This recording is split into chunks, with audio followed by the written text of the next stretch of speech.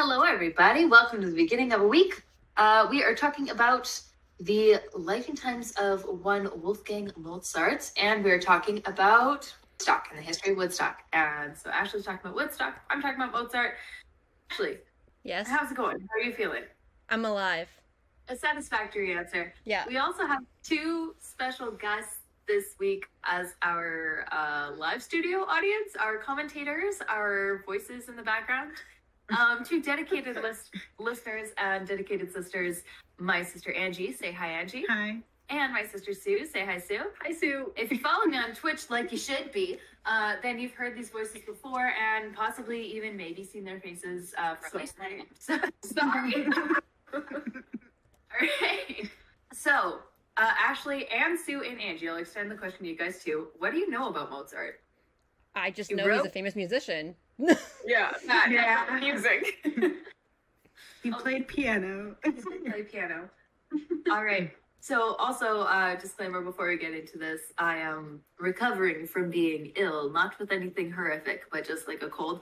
So if my voice starts to go partway through, I'm going to tap out and Sue's going to take over. But we should study. But we should be okay. So, but if I sound a little rough today, that's why. Bear with me. I'll get better eventually. Okay, you can't do physical comedy. It won't pick up on the mic. Sue just did the maybe hand gesture. You gotta use your words. I'm sorry. All right, so let's get into the story of Mozart. I've been stalling for far too long. So, first of all, this guy has so many names. This was the first thing that I found, and it was the first thing that drove me nuts about researching this. He's known as Wolfgang Amadeus Mozart. That's what he preferred to call himself in his later years, but he was born as Johann Chrysostom Wolfgang Amadeus Mozart. I don't think his parents gave him enough names. No. And he was baptized as Johannes Chrysostomus Wolfgangus Theophilus Mozart.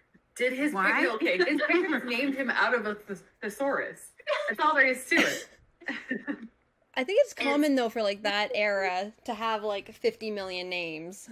It's not uncommon, but every single one of them is a mouthful for my stupid English only speaking ass. So Yes, but you're not was he Austrian? I think he was Austrian, right?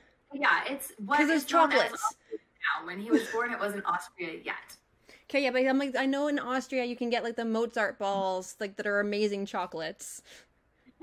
Exactly. So he was born in 1756. He's commonly referred to as being Austrian, but like there's a lot of political upheaval. So like, yes, technically, but at the time it was the Holy Roman Empire or what was left of it. So, and this is 1756 in Salzburg, and he was born to an upper middle class family. His father, Leopold, was a successful musician at the Salzburg court and a perfectionist. His mother, Maria Pertl, was born into a middle-class family of local leaders. So both were like super ambitious. They had together 7 children, but only 2 survived, which we, as we've talked, I knew you were going to have that reaction. Sue, the only mother in this group is No, the only human mother. Yeah, the only human mother. 2 of us have flat babies, but the only mother of actual humans. It's so sad. This is really common, though. In most of the stories that we've been talking about specific people, this They is don't the survive case to adulthood. where they had multiple children that don't survive. So Yeah. usually, I feel like most commonly we've seen groups of 6 where only 1 or 2 Yeah. survived. Yeah, no, that sounds about right. Yeah, something like that. So yeah, I knew when we talked about like switching over who was reading it, I knew that's where Sue was going to stop and go, oh. So only 2 survived, Wolfgang and his older sister, Maria Anna. So full disclosure, a couple of my sources argued about whether Maria Anna was his sister or his cousin. However, the Smithsonian has an article about Maria Anna clarifying that she was his sister, so we're going with that. They have slightly different implications, which is why I thought it mattered and why I figured I'd point it out for later in the story. So, when his father began teaching Maria Anna on the piano at age 7, Wolfgang, then age 3, watched and began mimicking her motions that early. Wow. So their father realized this, realized what he was doing, and began instructing Wolfgang soon after, much earlier than he normally would have started instructing him around age 8. So Mozart was a bit of a musical prodigy, and by age 5, he was not only playing multiple instruments, but also composing music. Holy. Isn't that kind of like common though with a lot of like these famous musicians of the time? Like most of them I think are like child prodigies, right? That's how they made history for a lot of it. I'm not like I don't know much about like other historical composers, musicians, stuff like that. I'll be like completely honest, so I can't compare to anyone else. But I just thought it was interesting because like as the script goes on, I got more and more convinced that Mozart was like the historical equivalent of like a child star. Yeah. Like, you know what I mean? Where like they're a prodigy at a really young age, they get paraded around and doing all these shows, they end up doing it until they die, and then they end up dying like, you know, either falling off the wagon or dying young, kind of. Tragically. So Yeah, like Beethoven, his musical talent was obvious at an early age. So yeah, I think like a lot of like that time frame. Again, which makes sense because if you're a prodigy, if you're going to make musical history, it's probably like some musical skill is going to get noticed when you're young, right? Mm-hmm. Yeah. There has to be some kind of natural, innate talent in order to get that good.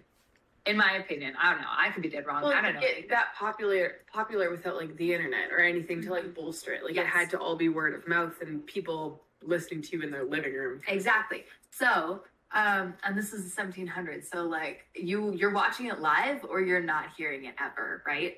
Yeah.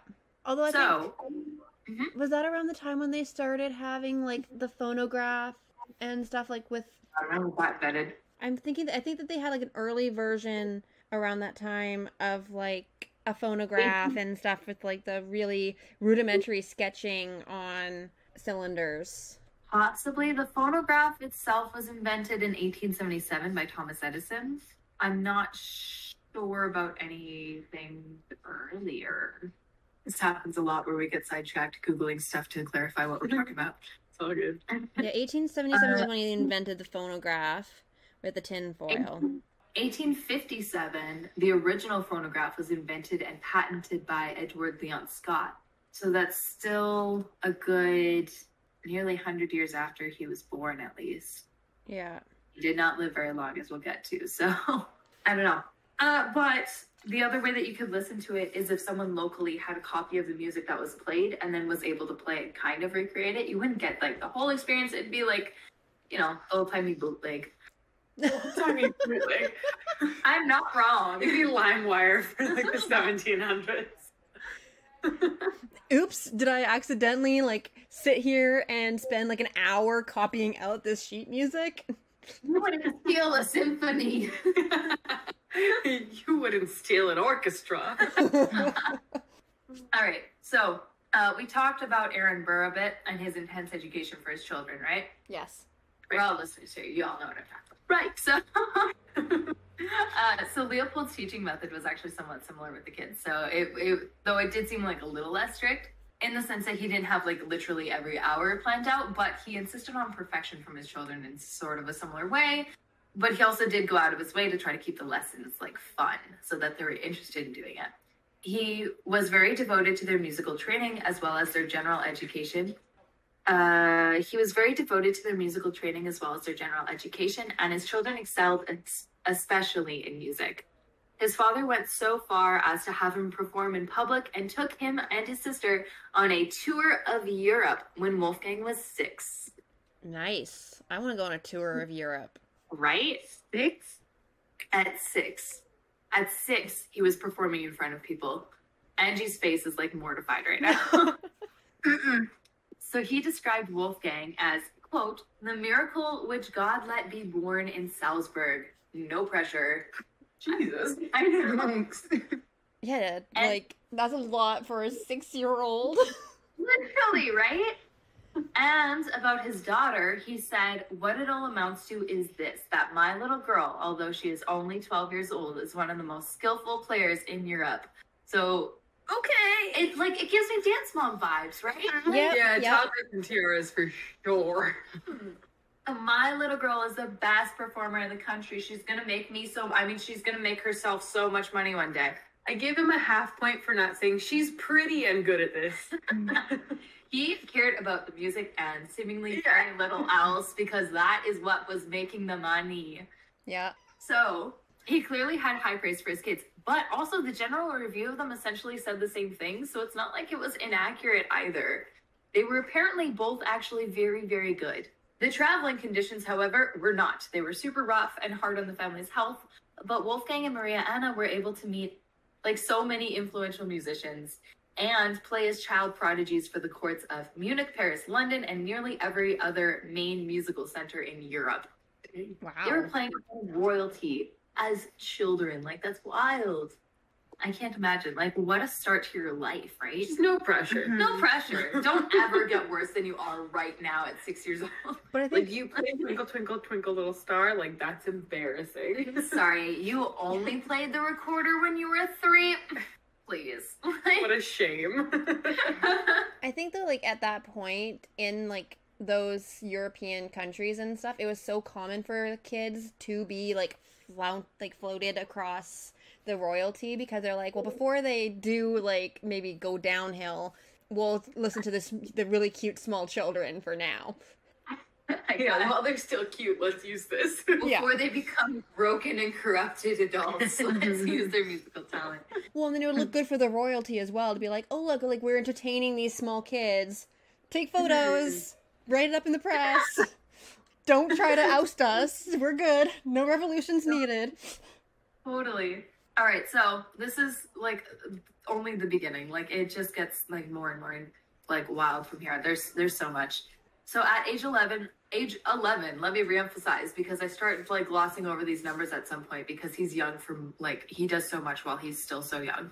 But at age 11, Mozart composed his first opera, which was Apollo at Hyacinthus. Say it with confidence. Hyacinthus. I'm pretty sure that one's Latin, so if I butcher it, no one will know. Yes, it will. There are so many names from so many different languages that I'm not going to be able to get all of these, so I'm so sorry, but you're stuck with me, so this is where we're at. My mother was very upset with you that you didn't know the Angel of Death and how to pronounce his name. For which one? The Angel of Death. Oh my god. Yeah, I'm so sorry. Ashley's mom. I'm doing my best, I promise. I still want to be your favorite. It's okay. I hope we can make amends. I'm pretty sure you can make amends. But Alright. Yeah, she was very, very disappointed. Aw, I'm so sorry. That's my first formal apology. Okay, so when he was 13, Maria Anna was 18 and now a marriageable age. So at this point, her musical career ended, as it wasn't socially acceptable for a woman of marriageable age to show her art publicly. Yeah. That's stupid. No, it makes sense for that time, though. Yeah. It does make sense for that time. I do agree that it's stupid. It's gross. I can't help but wonder if she would have made like a similar place in musical history if she had been allowed to continue. The article that I mentioned about the Smithsonian, or from the Smithsonian, that was talking about her, posed the same question and referenced things such as Wolfgang's interest in music beginning because of her interest in music, because she was the older sibling. And so to some extent, like, we have her to thank for all of his work. Yeah. For at least getting him started. So I wanted to like make sure to mention her as well.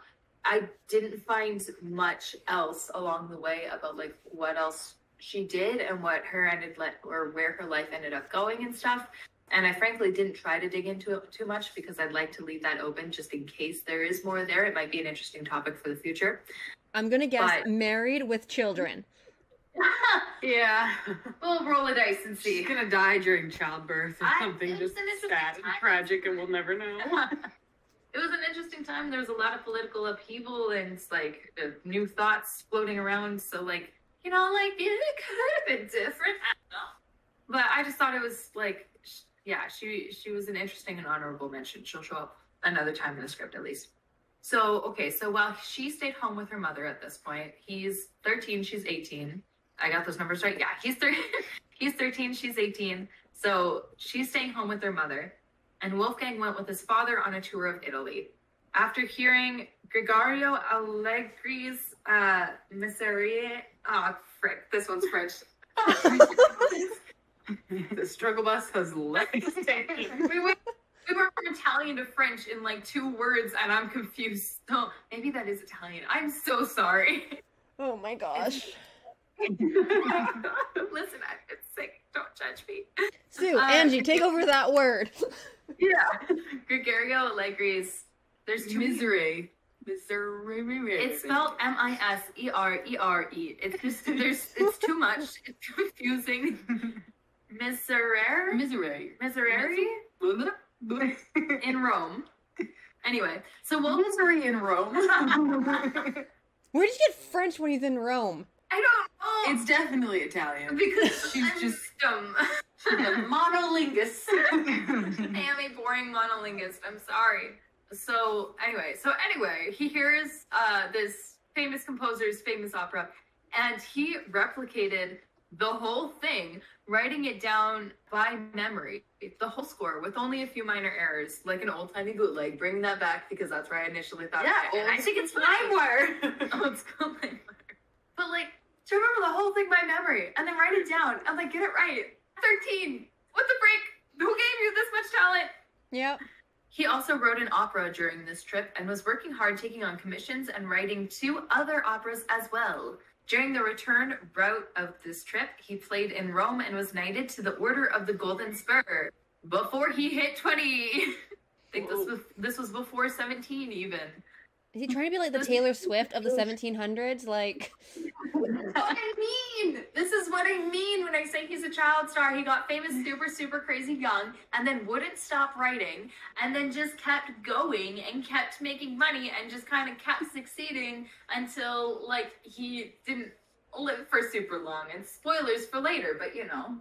All right, so he gets knighted. Shortly after, the pair made a couple more trips into Italy. One for a commission of a serenata to be played at a royal wedding in Milan, and another for an opera for carnival time in Milan a year later. So he goes from playing a royal wedding to playing a carnival now? Yes, but carnival time, it was a whole season, it was a huge event. It Yeah, was not like it's not just a random, no, Yeah. you're thinking like small hometown carnival. Yeah. This was not that. This was huge. It was huge. It lasted for like months. Like it was like a 1771 to 1772, I think, if I'm remembering my dates right. so it's basically like a World's Fair, but a carnival. Yeah, like that kind of tier. Like it was like big deal stuff, right? And he's like still a teenager. So this tour seems to have done what Wolfgang's father desired, but began a series of lateral career moves for Mozart. Literally, how do you top that?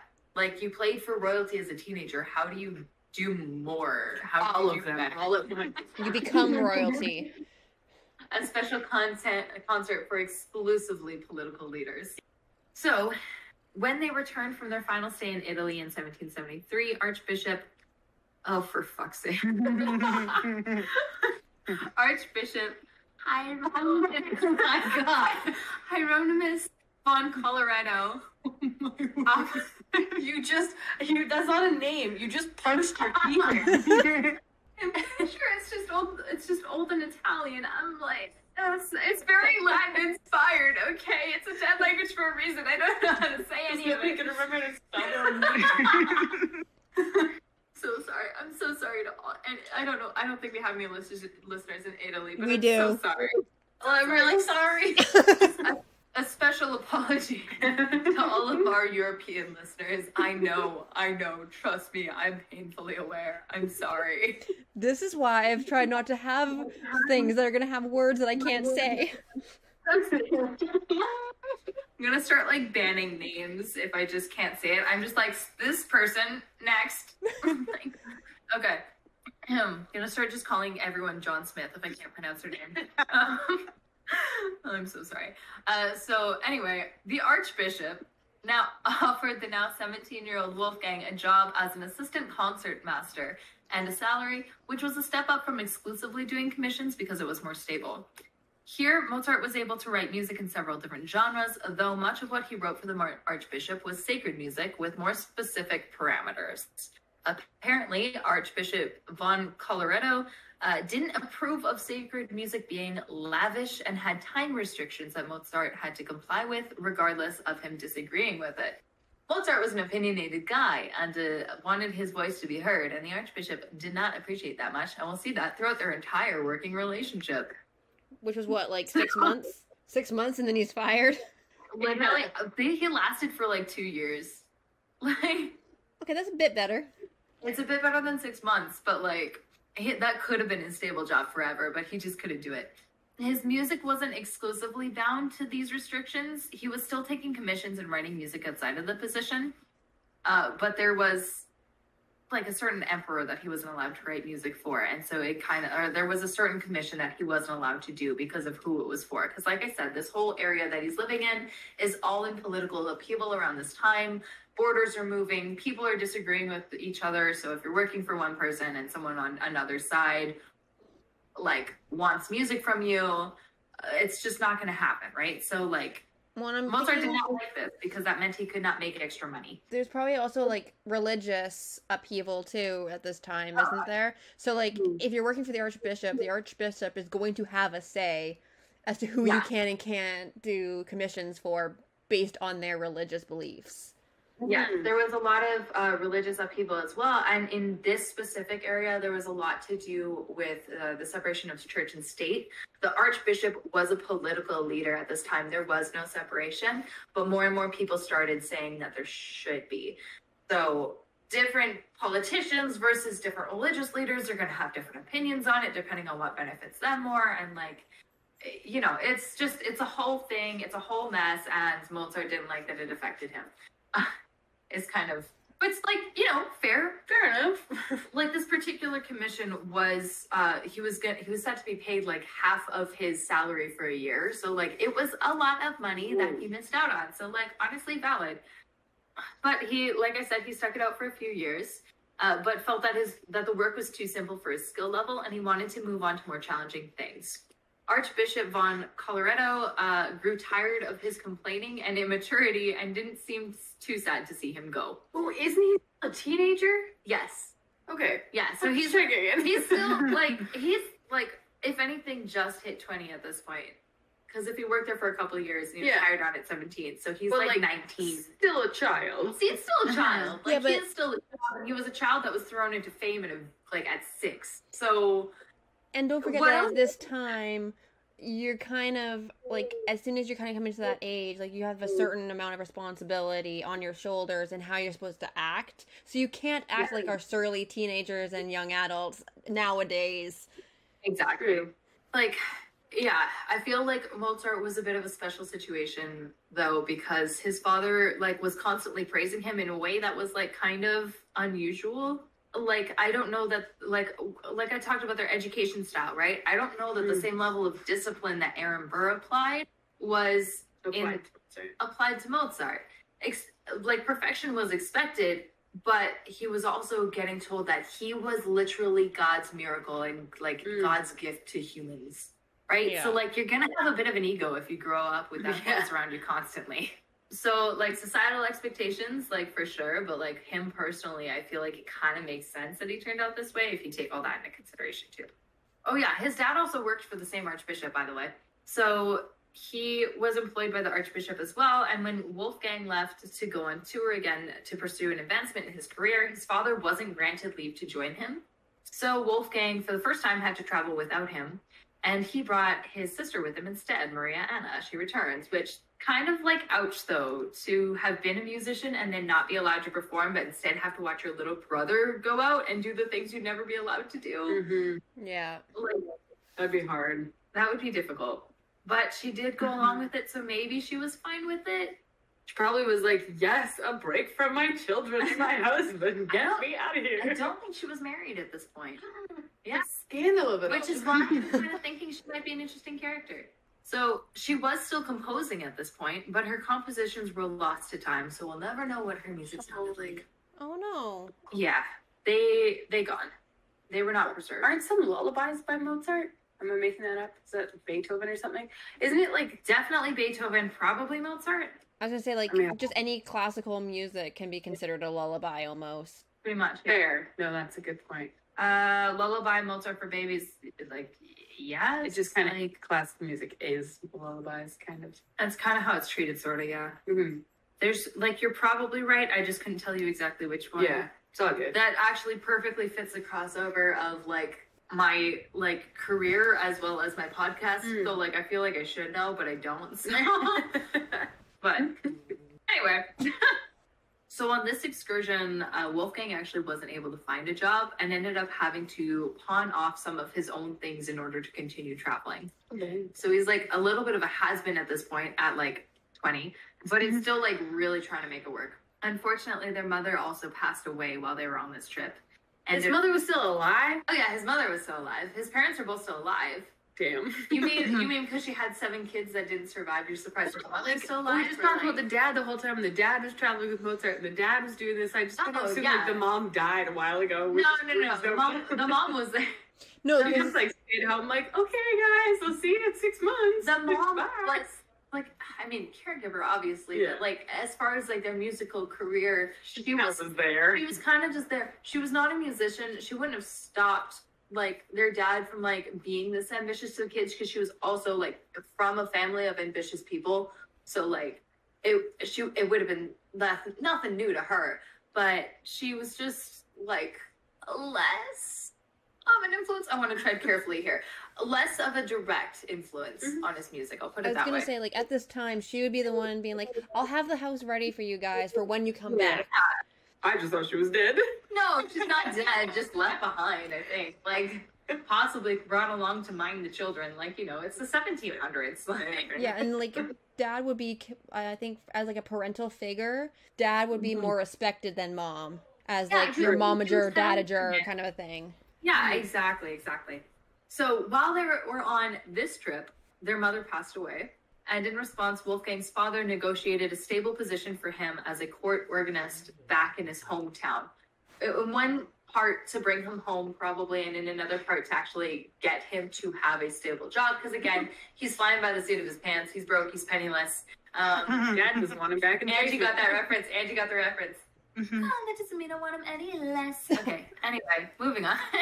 It is how it okay. Yeah, good job, Sue. I got there. I was just giving Sue some time as I'm like, Sue, come on. The wheels were turning. They were just turning really slowly. You could see it on her face. Yeah, so brought him home.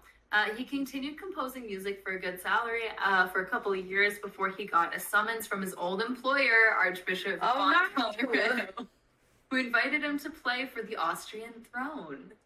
Okay. This sounds like a pretty sweet gig, but they still didn't get along though, and Wolfgang didn't appreciate that he was being treated as a servant, made to live in servant quarters, and wasn't allowed to take outside gigs that would have paid him very well.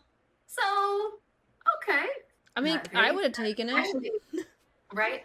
But actually, I'm thinking that the gig that I mentioned earlier that paid him super well, I'm pretty sure this is where that actually happened. I think I got the timeline a little mixed up because I couldn't remember if I put that in my notes later or not. So, yeah, but a gig somewhere he didn't get paid. It's definitely because of Archbishop von Colorado, though. So, like, wrong time, still the same guy. So yeah, like no matter what, this other gig did not happen.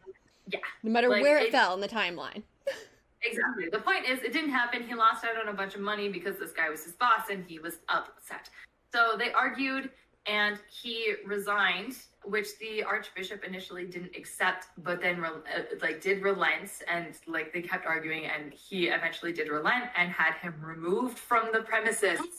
Yep. That's all that I know about that. Sounds about right. Courted him away. Pretty much. It was not on good terms. They did not like each other. They were upsetty spaghetti. Spaghetti. They were big upsetty spaghetti. It's Rome after all.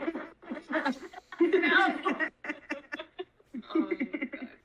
Funny, so many Italians this episode. I'm so viewership dropped. Oh man, I'm so sorry. So anyway, so Wolfgang went back to Vienna in response to this and actually found work this time as a music teacher, writing and performing on the side. He lived with friends during this period and developed a close friendship with the Weber family, particularly one Miss Weber, who was a German musician. A lady. Ooh. But Wolfgang knew his father would disapprove of him getting married, as it would be seen as an interruption in his career. And initially, I know, Sue's like, Sue's crumbling right now. So Initially, in a letter to his father, Wolfgang denied rumors about plans for a wedding, but only a few months later sent another letter asking for his father's approval. Ooh. So basically it was no, there's no wedding yet. No, I have no interest in this woman. I don't love her at all. I'm not going to marry her. That'd be crazy. We're like just good friends. She's like a sister to me. And then like Surprise! months later, he's like, you know what? Actually, I would like your blessing to marry her though, because I'm kind of going to need that. So it's like he was covered. Like they like his father wasn't in town. Like he was having a secret girlfriend, essentially. He had a secret girlfriend at like what, 20 something at this point. 20 something. Yeah, okay. So like approaching 20. Nope, early 20s. I don't have an exact. He was 26 by the time that they got married, so he's probably 25 or 26 at this point, and he's got a secret girlfriend. So there's that. Solid. So also like, you know, he's got to have daddy's money somehow. Like he's not making any on his own. He needs his father's connections. Yeah, so his father did initially disapprove, like Wolfgang thought that he would, but he eventually came around. We don't know exactly how that conversation went, though. Because like we don't have like half of the letters in the conversation. A popular theory is that the letters back and forth between father and son were later destroyed by the lovely bride-to-be, and I cannot say that I really blame her. No, especially not knowing that daddy didn't like you.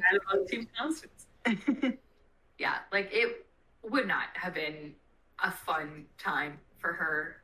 Like, he did eventually come around. I think they were already married by the time that he actually like did accept that it was happening. So it was great, but they were in love and they were off to a good start and married in August of 1782. Mozart would have been 26 and Constance would have been 20. So like, all right, not bad, especially for the 1700s. Not bad. It's pretty normal. Yeah, right. So even for now, that's like, all right, okay. So over the course of their marriage, they had 6 children, but I'm sorry, Sue. Oh no! Like Wolfgang's parents, only 2 survived into adulthood. They were Karl Thomas and Franz Xaver, which really emphasizes the point that Wolfgang has so many unnecessary names. His kids' names are Karl Thomas. His sister is Maria Anna. That's it.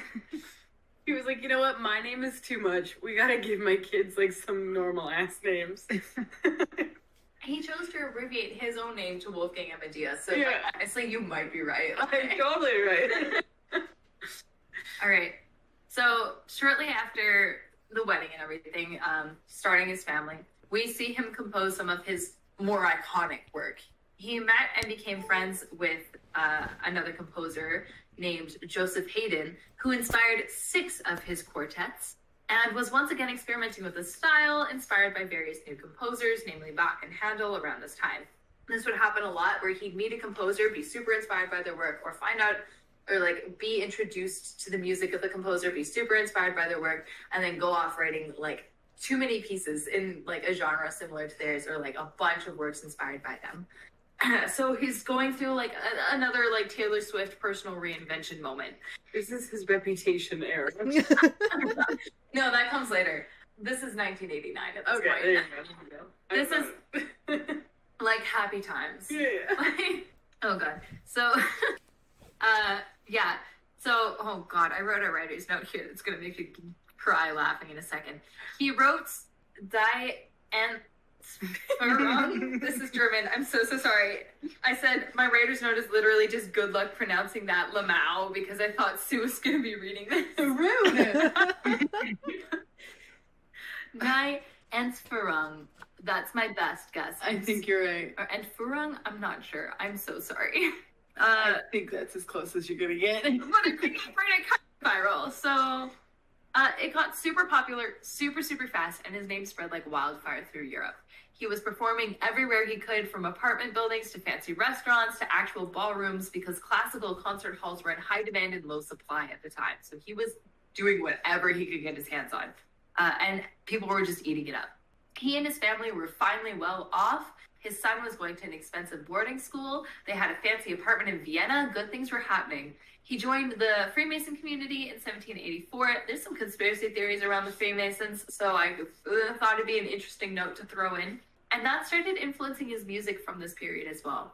So he started to keep records of his compositions, in part because of the influence of the Freemason community, and that's a big reason why we still have them, and it possibly signifies an awareness of his place in musical history, which, again, if he was raised to believe that he was like God's gift to music, then it kind of makes sense. If he'd have that expectation for himself, I feel super stuffed. You're all of a sudden really stuffed up, yeah. I'm in part blaming allergies from like going to a different province too. I blame your pollen. Yeah, so awareness of his place in musical history. Unfortunately, he also lived above his means by quite a bit. So just like when he was young and selling his things to continue traveling when he couldn't afford it, Wolfgang was aligning himself with aristocracy and had convinced himself that he needed to live like they did.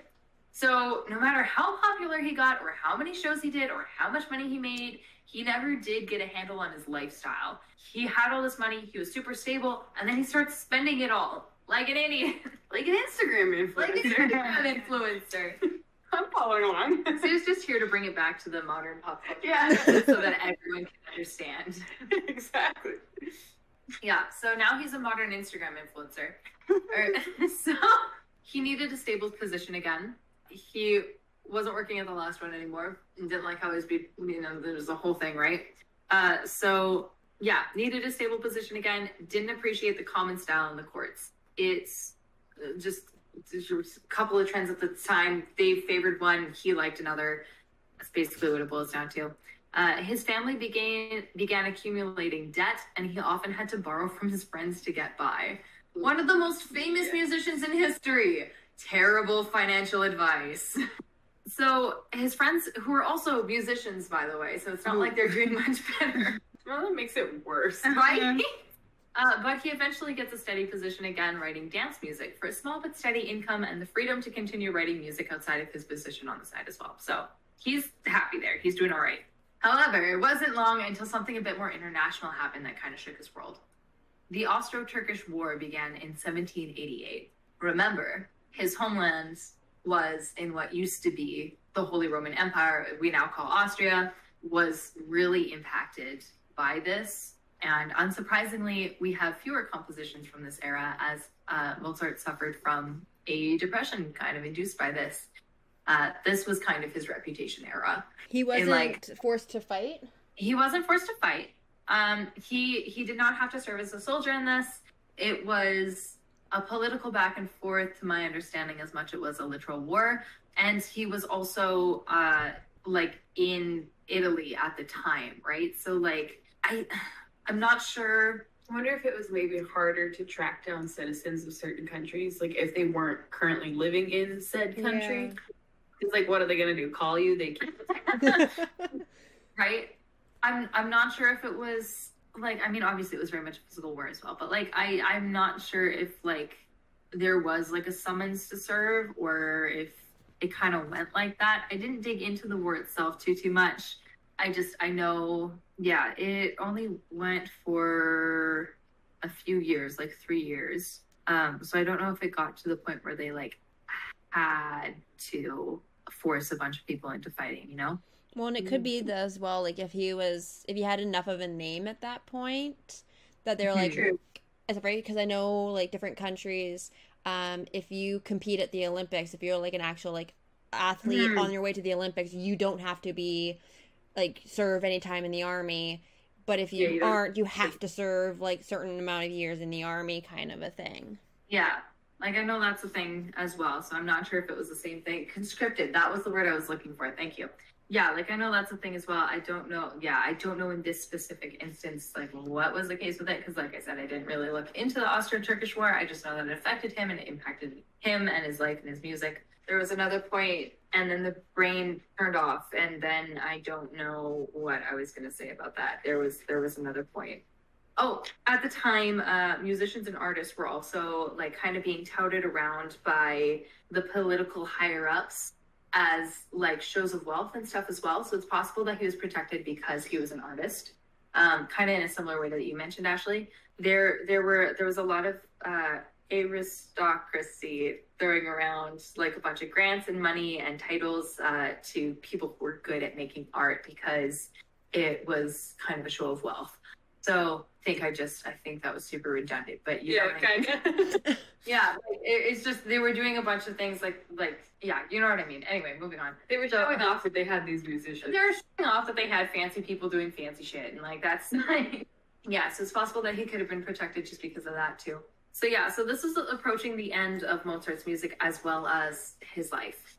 He did write in this final era an opera called Così fan tutte, in which he added a part for a specific opera singer named Adriana Ferrares del. This is hard. He wrote this part because he very much did not like her.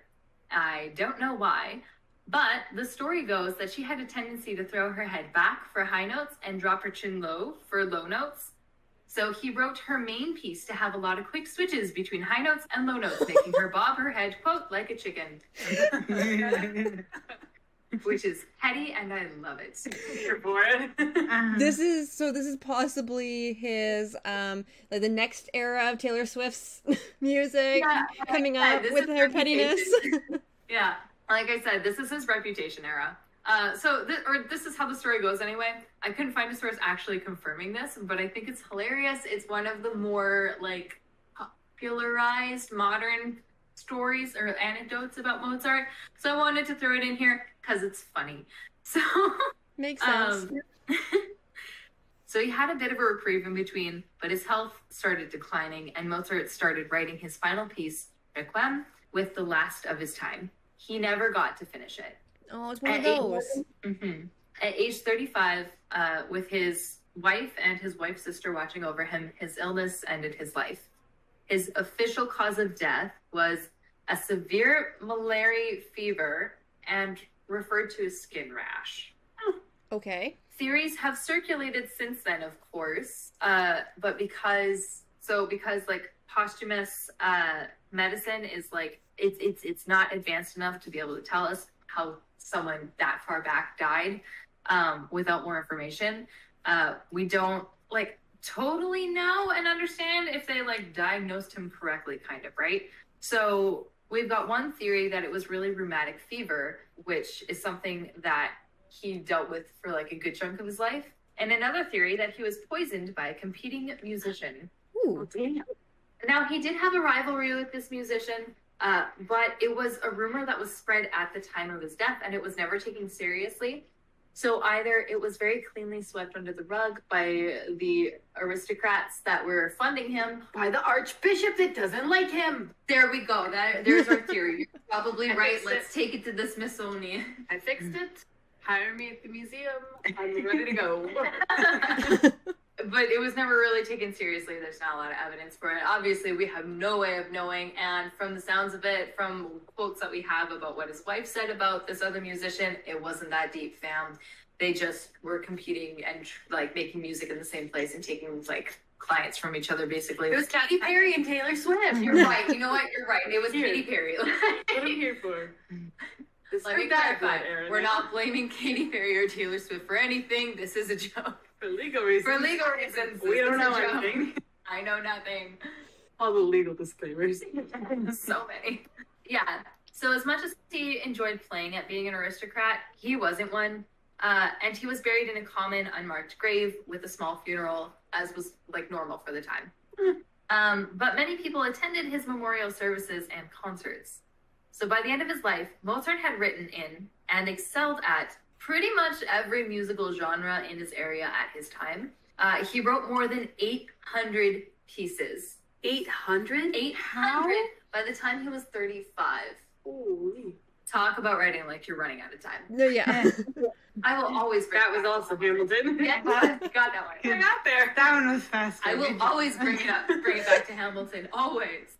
All right, so after story, his wife, Constance, bringing her back, she's still alive, sold many of his unpublished manuscripts to finally pay off his remaining debt. Oof. I know. And to gain some financial stability, Sue's face palming so hard, for her surviving family. Between that and the effort that she put into organizing memorial concerts, which she was able to do, she was able to achieve that goal and make sure all of her children could attend private schools So that's my girl. after he died, she stepped up and she was like, finally, I've got this. Let me fix up Let me run this. Let me run this. Let me get this. We're fixing everything. Apparently they did, like, I saw sources saying that they both had pretty lavish spending habits. So it's probably on her as much as it is on him. But, like, she cleaned up neatly. She got her act together after he passed away. So, yeah, that's my takeaway. Mozart was a child star. His dad was a dance mom. He turns into Taylor He Swift. turns into Taylor Swift and he's killed by Katy Perry. That's all we got. So yeah, life and times of Mozart. And there's probably so much more that I missed. I, like, a lot of my sources focused pretty exclusively on his career, and it was kind of hard to figure out, like, his, like, personal life stuff and, like, whole pieces to kind of piece that together. Because obviously everyone only wants to talk about his music, and a lot of people were throwing around big fancy musical terms that I don't know what they mean, and I don't care. So, so yeah, it was an interesting one to look into. I thought it was going to be, like, I keep doing this where I'm like, this should be a pretty straightforward script to write. This should be pretty quick and easy. Like, this is a really big figure. We know everything about this guy. This should be easy. And then it's like, we only want to talk about his music and we don't care about his personal life. And I'm like, no, give me the tea. That's all I'm asking for. Yeah, they're not going to give it to you. But I need it. Only because you want it. They're not going to have it. That checks out. All right. So, Ashley. Yes. Hi. None of us, most of us, like 2/3 of us, of the people in this room, don't know anything about Woodstock. So I know very little about Woodstock. None of us know anything about Woodstock. That makes me happy, because then I have a lot more fun with this. I'm so excited to hear what you have to say about Woodstock. I know that it's a festival. I know that it's a music festival. That's it. That's all I know. Rock and roll. Awesome. Rock and roll. Nice. Okay. All right. So let's start in 1969, when the peace and love freedom movement was running strong through the whole world.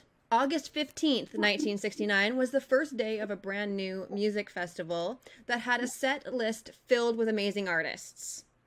So it was the summer of 69? Oh my God. Yeah, and that's literally how that song came. Like, it's based off of about Woodstock. I knew it wasn't based on 69. Okay. So I know, I genuinely had someone in high school tell me that it was the summer of 69 because they had a lot of sex. Like, that's what they thought the song was about. No, that's what they thought the song was about genuinely, and I didn't know any better, and I didn't have a better answer, so... Okay, so I feel so validated. Sorry, continue. The festival ran for 3 full days and ended up being completely free. Wow. Free admission, free food, and free music. Damn. That's insane. So that would never happen today. No. Not even, well, like Coachella is probably the next closest thing. But Coachella is expensive. And Coachella is easily like $500. Yeah. Easily. Yeah. So it wasn't supposed to be free to begin with. But the 4 young men who ran Woodstock Ventures had some trouble getting the venue ready for the mass of people who were already waiting at the gates. So, hang on. So it wasn't supposed to be free, so people just, like, came in and took things then? Or, like, how did that end up? I will get to there. There's, like, a whole paragraph on that part. So the 4 men were all under the age of 27 and had some sort of tie with the music industry at the time. Artie Cornfield, spelt Kornfield, was the youngest vice president at Capitol Record. John Roberts and Joel Roseman were entrepreneurs from New York who were building a music studio in Manhattan. And Michael Lang, whose name you'll need to remember for later, had already been successful at running a music festival in 1968 in Miami. I'm sorry, I just have a question about Cornfield. Is that his legal name? I've never heard that as a last name before. One of the Try Guys' last names is Cornfield. Really? Yeah, that's illegal. Yeah, that's his legal name. Interesting. Okay. Yeah. The first order of business was to find a venue for the festival. Originally, they'd planned to host it at the Howard Mills Industrial Park in Wallkill, New York. Literally, Wallkill is the name of the town. Okay. Stick it to the man. But the officials from the town got spooked at the idea of hosting a rock and roll music festival, so they literally passed a law banning concerts in their city. Hold on, hang on. So a city called Wallskill was scared of rock and roll. Yes. Their name the most metal name I've ever heard. What do you mean? Yeah. It was like Footloose, but... No! Footloose, but in real Kenny life. Loggins does not approve. Oh my word. Yeah. Can you imagine being like, no, we don't want this one film festival, so all concerts are banned. Like, that's insane. Like, South by Southwest is like, no, we'd actually rather it's up a little further north. We brand new to North by Northwest. So Woodstock Ventures searched and searched for a venue to no avail, until 1 month before the festival was to start, when a dairy farmer offered to rent part of his land for the event. No. Oh. The four men basically backed into a corner, paid whatever the farmer wanted, and jumped at the location, making Bethel, New York, the famous spot for 3 days of pure bliss. Oh, just a random farmer was like, hey, I got a field. But they're like rocking out next to like Jimi Hendrix and a cow. Yeah. But like Bessie and Jimmy, they're on like the same page. What the heck? That's hilarious. Were like those poor cows. Were they still there? Did they like hang out for the event? Like what? Those cows were like, we're making milkshakes tonight. So, like, literally, like, the farm was still a working farm as this music festival was happening. It was still functioning? Are Yeah. you serious? You were just working around them? They just wanted some hired hands. No. Oh my god, that'd be hilarious. I was just gonna say, what if the festival went like partiers like got milk? No, but like genuinely, like what if, like did they like pitch in or did they make it worse? Like, Oh, they 100% made it worse. well, yeah, but, You'll like, did find enough- out in a little bit. Oh god, I'm skipping to the end of the page again. I'm sorry. Yeah. Okay, so, yeah, so basically, like, when most people think of, like, Woodstock, they just think of it Yeah. as, like, this beautiful event. Right. Or so Woodstock Ventures would like you to think. Yeah. Once Creedence Clearwater Revival signed on for the festival, so many big acts followed.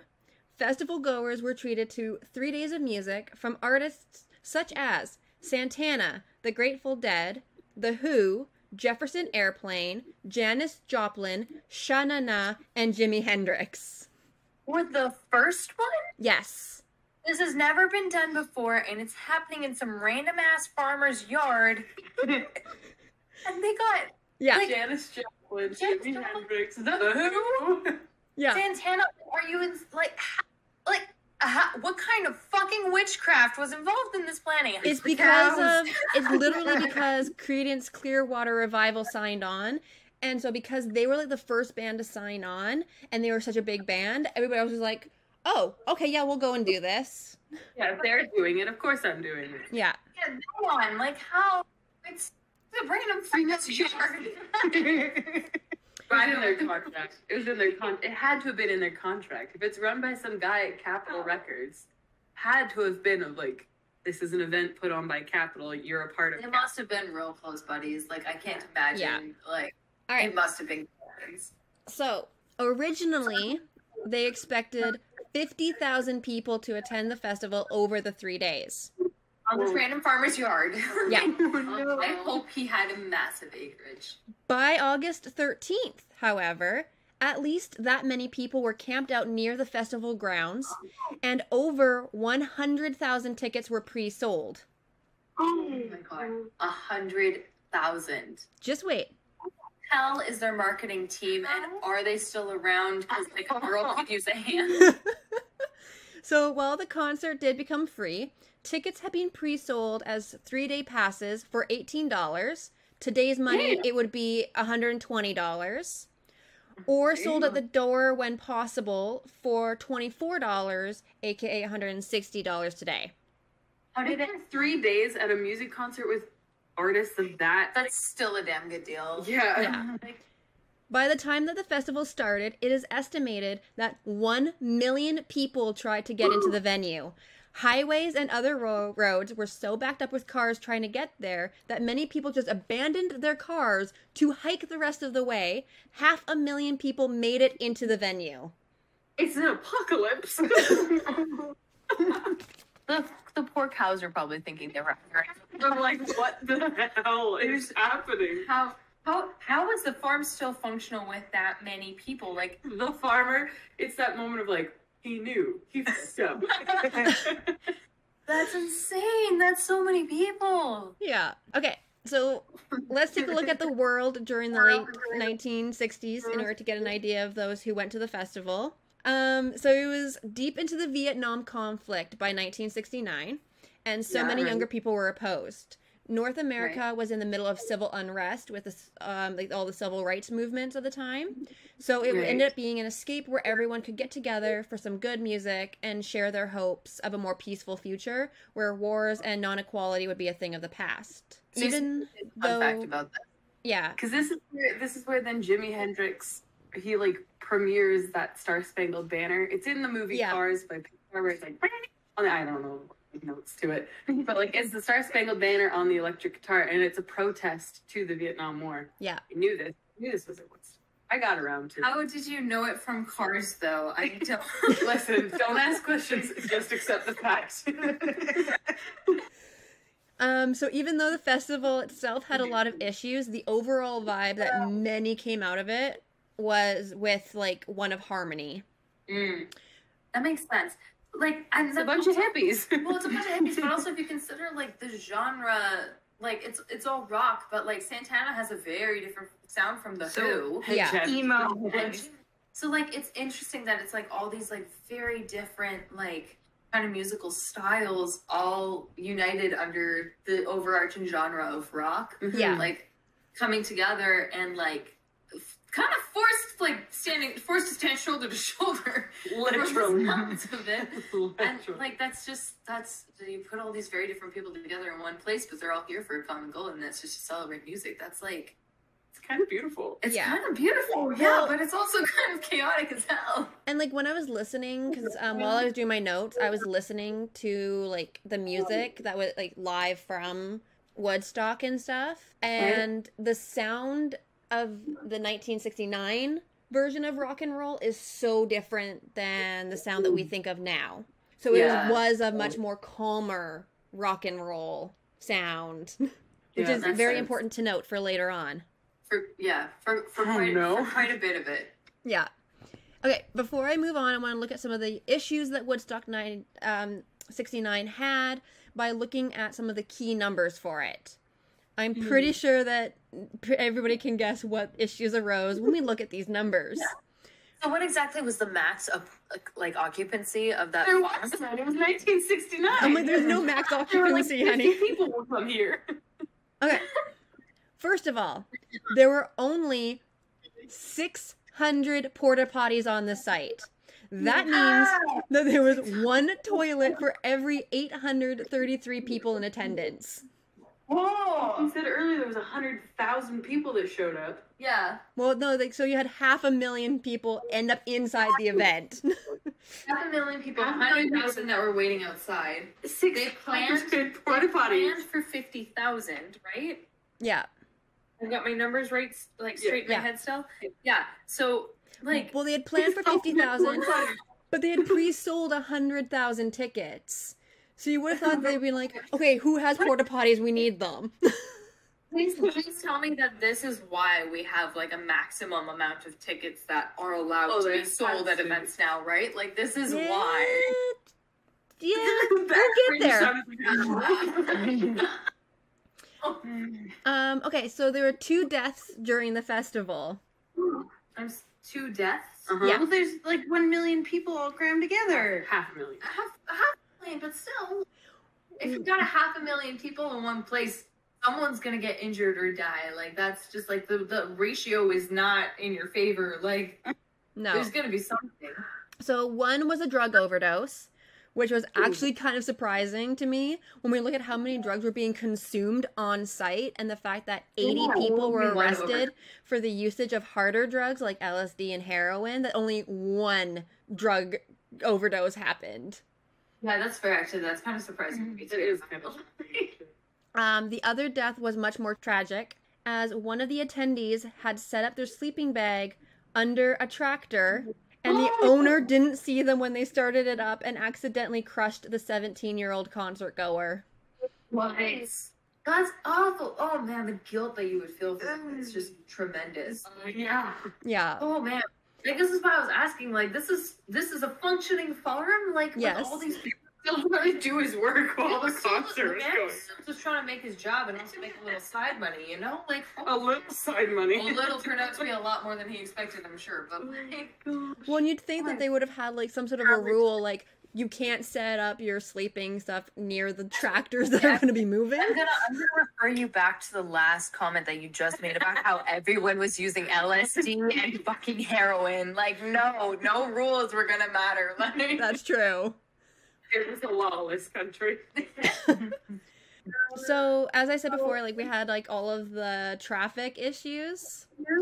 So the first act of the festival ended up being Richie Havens, because the original starting act ended up getting caught in the traffic of people attempting to get there and never made it. there were so many people coming in that the person who was actually performing couldn't get there? Yes. That's insane. Holy shit. So this is why we put a cap on how many tickets are allowed. This is why they like pull up in indescript vehicles and like Days in advance. Well, actually, I think it's still only like hours. Yes, in thank you. advance. Yeah. But like, oh man, that's Yeah, it's brutal. What if you came to Woodstock for that band and then they just like never show up? because you and 500 other people were in shop. Them. Yeah.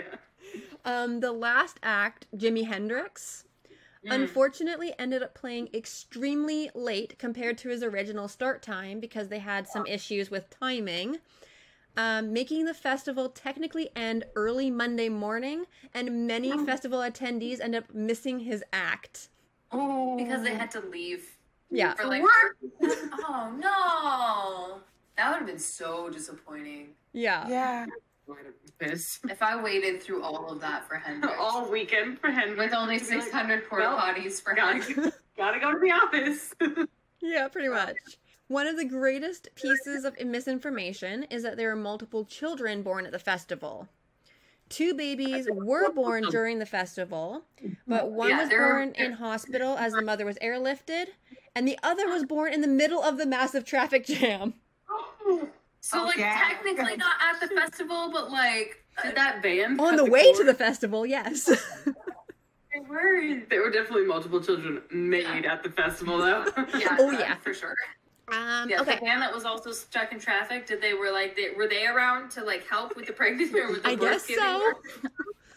But also, like, what woman in her right mind at 9 months pregnant, about to give birth any day now, is like, you know what, just really set the tone. Let's go for a rock and roll festival. You know what? Maybe she was trying to induce it, in which case it worked. Fair enough. Okay, but one of the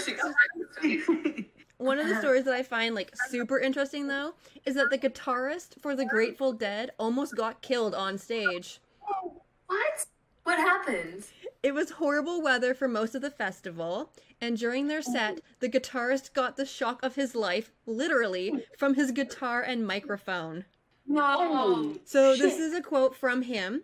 There was a great big blue spark about the size of a baseball, and I got lifted off my feet and sent back 8 or 10 feet to my amplifier. Oh, that's terrifine. I would cry and I'd be like, I'm out. Thank you for having me. Goodbye. I would take a bow and I would walk away. Be like, you know what? That is some sort of greater power being like, you know what? Career change. I don't know how I would feel seeing that as like a concert goer, let alone the guy experiencing it. You'd be like, dude, the dude just jumped backwards. So a blue spark the size of a baseball. I think you would know that. I think there's actually like video of it. Like you can actually see video of it happening. Yo. Oh my goodness. Part of me wants to post it to the Instagram, but part of me is like, no, that's too dumb. We can't like Traumatize the audience. traumatize the people. Okay, so while there's so much more that we could go into about Woodstock 69, I need to move on to get closer to the one that a lot of people currently have on their minds. But first, we're going to make a small pit stop in 1994 to Woodstock 94. Okay, makes sense. Checks out. So, our friend Michael Lang decided that to celebrate the 25th anniversary of Woodstock, he'd try another music festival of a similar size and lineup. Oh no. So still Woodstock, Yes. But not Woodstock. but it is officially Woodstock. Yes. So, artists such as Collect Soul, Sheryl Crow, Aerosmith, Metallica, Nine Inch Nails, Salt and Pepper, Bob Dylan, Green Day, Santana, and the Red Hot Chili Peppers were all performers at this rendition, including other ones who were at the original Woodstock. Solid. Wow. That is a very eclectic group of people too. Right? Right? Yeah, like Green Day and Metallica again. Like Yeah. not Aerosmith. the same sound. Aerosmith, not the same sound, but like all rock and roll. I guess some of that gets in a little bit more metal territory, but like Yeah. but all technically rock and roll. So Woodstock 94 was set up to be like a mini city housing a lot of people. They had over 1,000 payphones set up, designer ice cream, first aid crews on golf carts, and a hefty price tag. The tickets... Okay, so speaking of the hefty price tag, so like Woodstock 69, real quick, you said that it turned out to be free, but there was a charge at the beginning. So how did it like end up being free? Basically, because there's so many people that showed up, and they didn't have like the ticketing properly figured out, so they're like, we'll just let them in and we'll just feed them for free. Like, we have too many people, we can't make this. We don't have the infrastructure for it.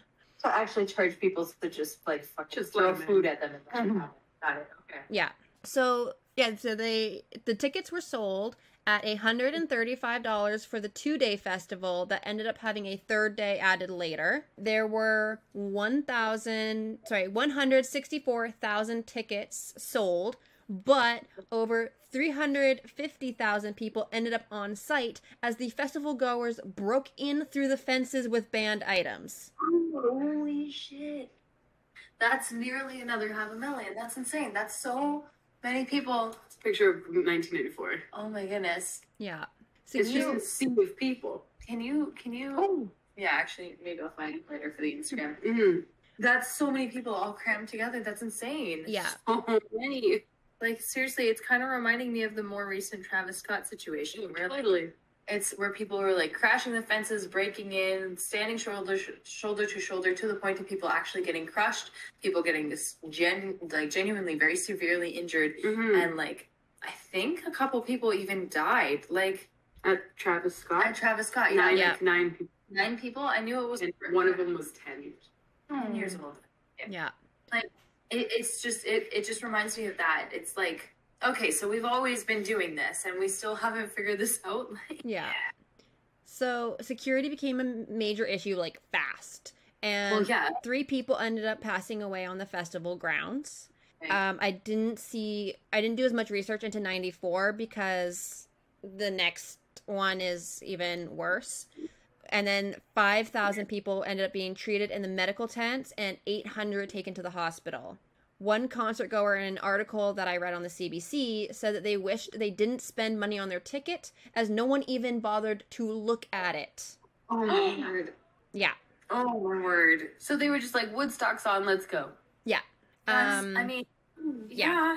So while the music was great and people seemed to really enjoy the mud, the 94 attempt to recreate Woodstock 69 was a disaster from the get-go. Which brings us to the insane attempt at the 30th anniversary revival of Woodstock in 1999. So the first Woodstock was a complete mess, a chaotic disaster, and like a whole bunch of people like came and I'm sure had like a really great, like forever memorable time. But like it was like a planning nightmare and could have like ended so much more catastrophically if just a few more things had gone wrong. And so they decided to recreate it. It goes even worse. And then they're like, you know what? This is a great idea. Let's do it again. Yes. Make it an annual thing. Oh my god. Okay. So many listeners might already know about this debacle, as 2 documentaries about this literal shit show have been recently released onto streaming platforms. The one that caught my eye being Trainwreck, Woodstock 99 on Netflix. From what I've seen, like in articles, Trainwreck is the better of the 2 documentaries, according to people who actually attended the festival. Oh, okay. After Woodstock 94, Michael Lang thought it'd be in his best interest to give it another go. This time, it would make money and not lose money. Right. What a novel idea. Right? I'm proud of him for getting there.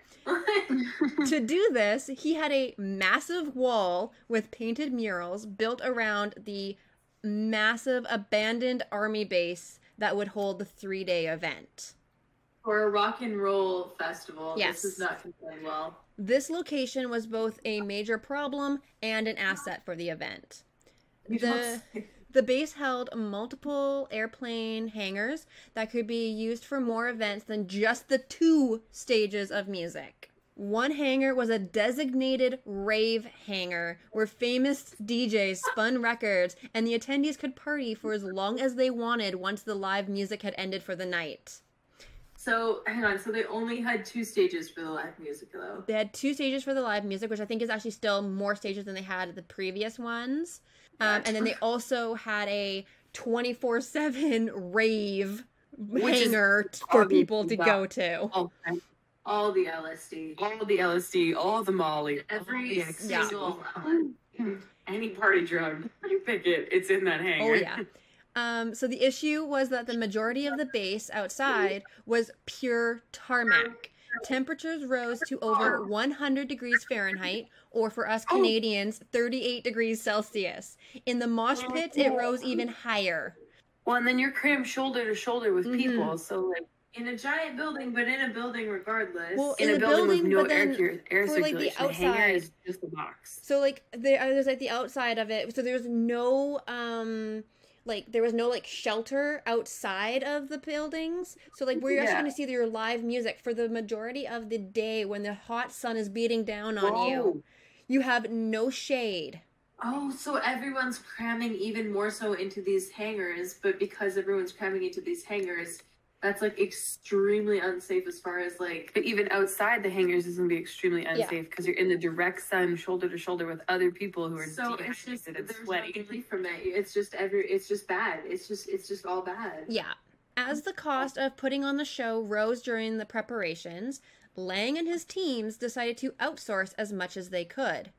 Oh no. A wise decision probably, unless they chose bad people, in which case a dumb decision probably. Yeah, security were literally random people that they found, where many only signed up so that they could take part in the festival without having to buy tickets, not to keep the actual festival attendees safe in any way, shape, or form. Vet your security. This is important. Like, we'll pay you $500 a day to be here, and you don't have to pay to come and see these great bands that we're going to have for you. You're being paid to see the band. Essentially, by being the security. Do your research, read the reviews, hire an actual security company, not some random teenager who should be working a minimum wage job. Yeah. So those who were taking their job as security seriously felt like they were extremely outnumbered and didn't feel safe themselves.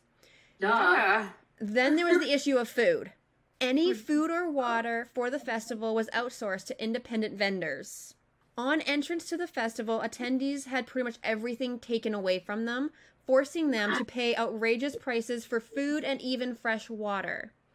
Honestly, like that's still, like, I feel like that's still fairly common. Like, you're not allowed to bring outside food and water into events. But it's still a little shady. But also when it's 38 degrees, if you're paying for water, that's messed up. And also and also these people are probably drinking, like we said, they're doing drugs, and in that kind of heat, the alcohol is going to hit your head so much faster. And if you can't drink water or eat food to balance it out, like, it's just, everyone's intoxicated as fuck. Yeah. Which is not a safe situation for that kind of heat. Yeah, like they did have free water bottle filling stations on site, but those were quickly contaminated by the uncleaned porta potty city that started overflowing by the end of day one. Of course. If one wanted to buy a water bottle, it would cost them $4 on site. We might not bat an eye with today's prices, but water bottles were less than $1 in stores, and when we look at the inflation, that would be equivalent to $7 today. $7 for a water bottle. Yeah. That's like Fiji water. By day 2 and 3, bottles of water were being raised to at least $10 or $18 today. This was happening as thousands of people were being treated for heat exhaustion and heat strokes in the medical tents. Yeah, of course, because they can't afford an $18 bottle of water. Supply and demand, but like if you're evil though. Yeah. That's insane. They I wouldn't pay $18 for a cocktail. Like, True. Okay, so day 2 of the festival was met with insanity. As people were waking up, the grounds were a sea of litter that people were wading through to get from place to place. no. There was even a point where one of the, I can't remember which band it was, but one of them started singing. I think they started doing like the Star Spangled Banner, like the Jimi Hendrix version, and encouraging people to start throwing the litter onto the stage. So then the stage became a sea of litter as well, because the crowd was being encouraged to just throw all of like the empty water bottles and stuff that were on the ground. Why? Because they were idiots.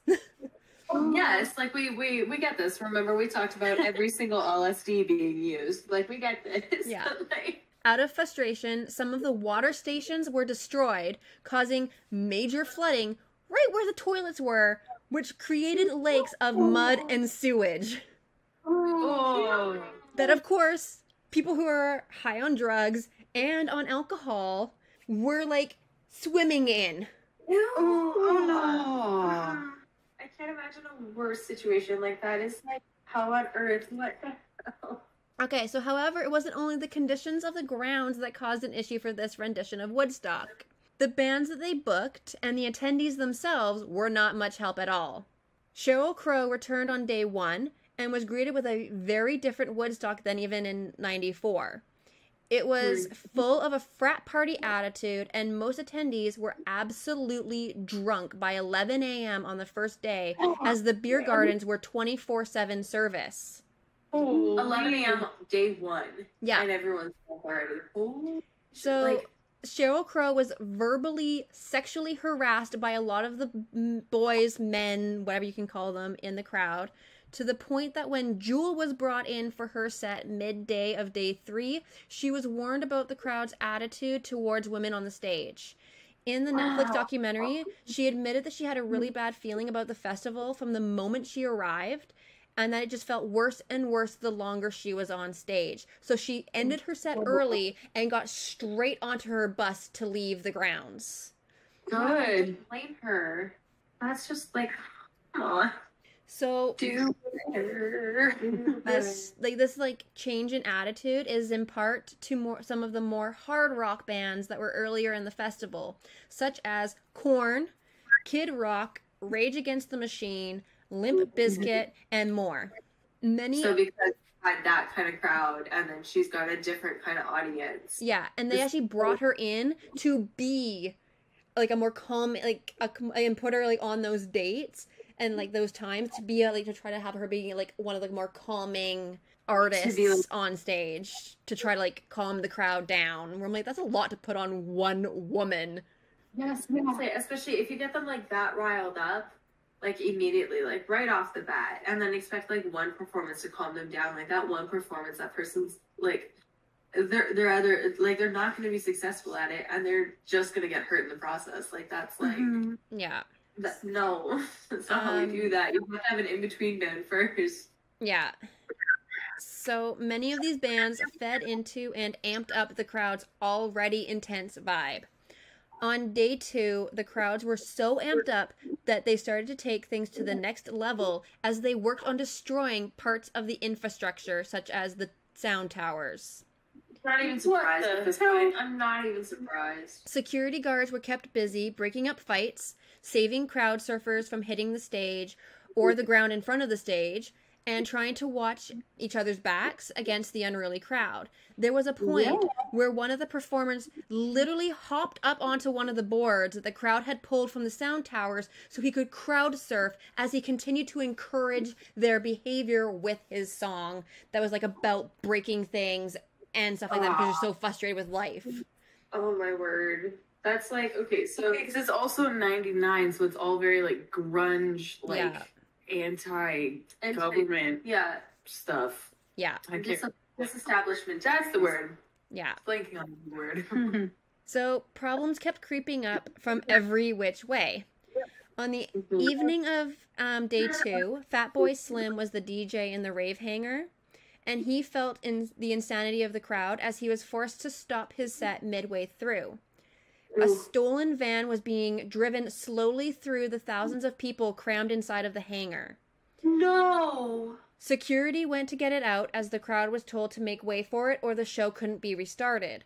So the crowd reacted by yelling insults at Fatboy Slim and started throwing stuff at the stage. Because they want to make sure they weren't going to get hit by some crazy person in a van? Like, that's... Yeah, they didn't care. They wanted the music and the party to continue. Okay. This is like, I'm at a loss for words. Like, the insane, like, we know about, like crowd mentality, right? Where, like, you're in a big crowd, your actions stop becoming your own at some point when you get swept up in what everyone else is doing. Like, this is, like, that, but also drugs and alcohol, and also, like, with, like, the biggest crowd that it could possibly be. Like, Probably lack of sleep. Absolutely lack yeah. of sleep. If they're partying all night and they're, like, staying awake for, like, at least 24 hours, like, that's an extremely, like, that's just, like, Yeah. So what security found in the van was a driver who was extremely drunk and a passed out underage teenager with her clothing removed. The assaulter was found in the van pulling his pants back on, but he ran off and disappeared into that massive crowd before anyone could take him into custody.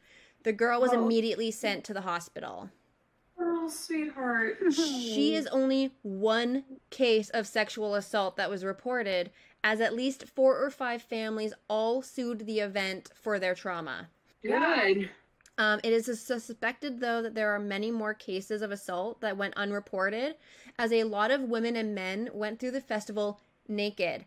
At least one artist had to stop partway through their set as they pleaded with the men in the crowd to not touch a woman's breast without permission. The festival team, however, of course, even now to like today, in this documentary that was filmed like last year, they claim that if a woman didn't want to be touched by all the men, then they shouldn't have been naked and showing off their bodies. Well, at a rock festival, if there's any place to, like, fight against societal standards, that's where it's gonna happen. You kind of have to expect it. Like, And it's 38 degrees. and it's 38 degrees. Of course she has here. her top off. Like, It's hot. oh my word. Oh my god, your clothing does not control what other people do, No. right? Like, every individual is in control of their own actions. Take responsibility for them. Oh my word. Like, jeez. Like, yikes. So, I just, yikes. at the end of the festival, things went from horrifically bad to even worse. Wow. Literally how? What topic have we not hit on yet? Oh, Like, just wait. was someone intentionally murdered now? Like, So, the attendees were absolutely fed up with how they were being treated by the festival itself.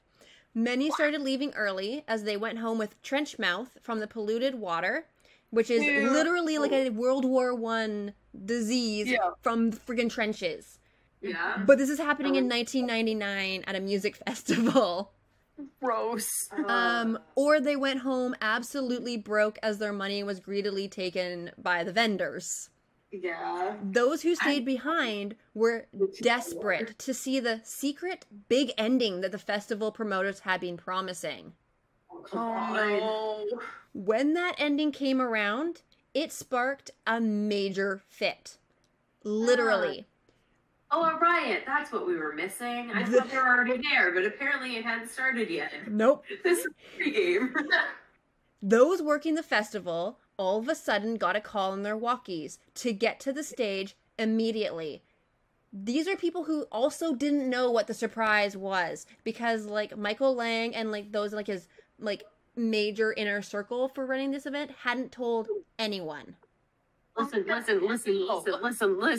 If there's anyone that you tell about every single detail at your event, it's the fucking security team. Are you freaking stupid? hang on. You're gonna get your answer to that question in this next sentence. Lang had gotten over 100,000 candles to hand out to the crowd. No! You did not give... Okay, these people are literally already tearing down buildings and They're driving angry. vans into crowds. They're angry, they're sleep You're deprived, giving them- they're hot, You're they're giving them fire! hungry, and you're giving them fire. You're giving them fire! Yeah. His reasoning was that he wanted to do a candlelight vigil against gun violence as the Columbine shooting was very fresh in everyone's minds.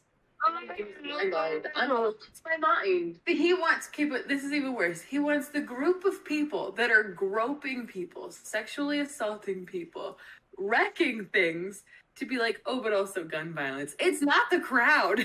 It's not the time. Like, it's not the time. Like, you would think by that point they'd be like, you know what? Different surprise. Just call it quits. Different surprise. Maybe different surprise. Maybe anything but fire. Maybe just like Jimi Hendrix does an encore. Like, Ooh, send everyone home. Oh no. So hang on. They did have Jimi Hendrix come on at the very end Oh my god. as a video recording of his 69 Woodstock performance. Oh my god, actually? Yeah. This is the story that never ends. How? It just goes from bad to worse, to worse, to worse, to worse, to worse, to worse. Yeah. No bottom. Okay, so in theory, it was a great idea, but everybody who has been watching the crowd, including a lot of like the lovely journalists and stuff who were all there, who were getting fed a pile of lies by the people going, oh, this is a great event, everything is going smoothly and everything. They So all knew that this was not the crowd to hand literal flames to. But anyone who spoke up against it were told to shut up. Oh my word. I am gonna. Okay, actually, we've talked about time machines before, and like wanting to sit down, have a conversation with some of the people that we talk about, right? Yep. I just want to talk. Like, I just want to talk. There may be some throwing of some hands, but I just want to talk. Like, I have questions and also potential violence in my.